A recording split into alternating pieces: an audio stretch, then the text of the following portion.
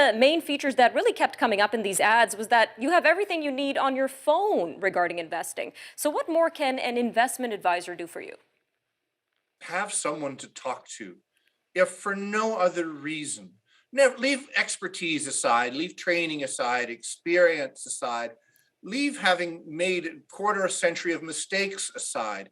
The advantage an investment advisor gives you, if nothing else, is someone to whom you can articulate your ideas to, and even saying things out loud. It can sound like a good idea or a bad idea. When you put them into actual words and communicate it with another human being, particularly one who knows something about the topic, you get a sense yourself whether what you're saying makes sense or whether it doesn't. If nothing else, that's the key. It's always great to have someone to bounce ideas off of, especially an expert. Now, the ongoing conversation here is usually about investment fees. We also saw an ad boasting that someone was able to buy a house because of lower investment fees. Is that realistic, Brendan? What are your thoughts? Well, the math on that would be quite something. I think if someone's paying, I don't know, pick a number, 1% fees, and yes, maybe over 30 years, those add up to something, assuming that, of course, they don't help to generate 1% better performance. But over 30 years, most of us won't be looking to buy houses as much as we'll be looking to move into a senior's residence. So I mean, just the math doesn't make any sense. So again, having someone to talk to who can, what's the phrase I'm looking for, do math, might be helpful for most people. Sounds like an important asset there. Now, another theme that I noticed was the suggestion that ETFs are extremely safe to invest in. But are ETFs really actually safe investments? Are there any risks to consider? Well, ETFs are neither a good thing nor a bad thing. They're just a vehicle. They're just a way of packaging a product, and they have certain advantages. They trade on an exchange like a stock does. So if you're interested in making an investment, say in the middle of the day, they're better than a mutual fund for that purpose, because you want to buy at noon for whatever reason, that you get the noon price rather than the end of day price, which can be good if the market's going up or down in a big way. But they're essentially mutual funds that trade on an exchange.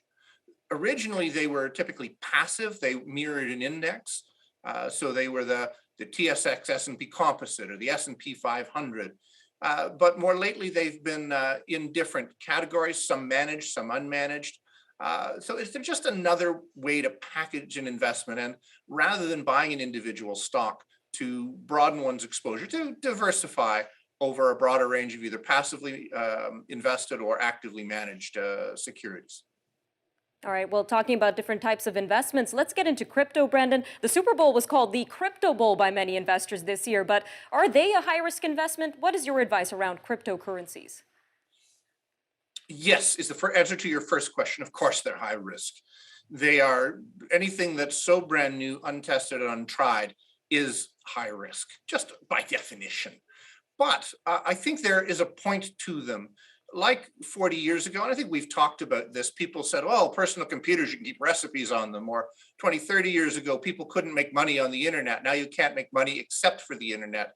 I think they will have a place in whatever future economy comes about, because as we're seeing right now, inflation is coming back with government issued currencies, fiat currencies, as they're called, with a vengeance, whether it's 5 or 7 or who knows what percent.